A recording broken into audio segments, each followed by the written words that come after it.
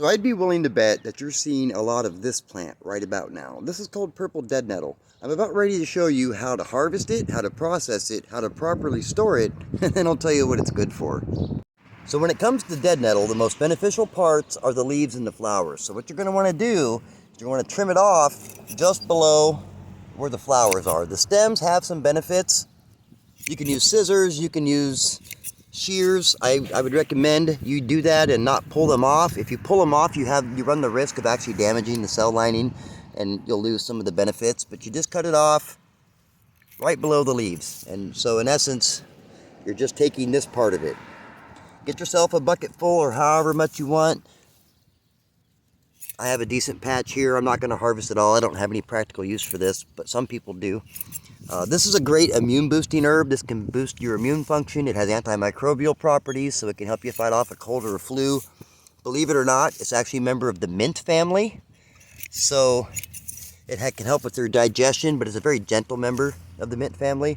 So you can just cap it off and you can leave those leaves. You can harvest those leaves. I wouldn't recommend saving those stems. They're going to get very hard.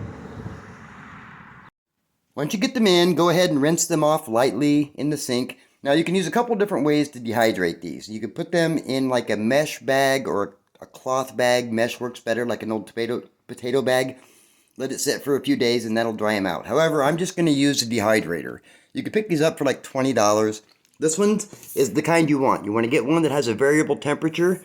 And as you can see, I keep my temperature between 95 and 104. This avoids burning out any of the beneficial compounds.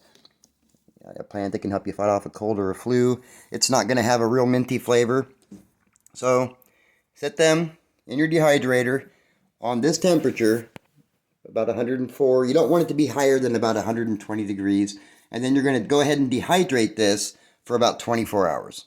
So it's 24 hours later. As you can see, they've shrunk quite a bit and they're kind of crispy. They'll fall apart. They're very fragile. You really don't want to break them up. You want to store them as whole as possible. You're going to take them, you're going to put them in a jar and put the lid on it. Now here's the thing.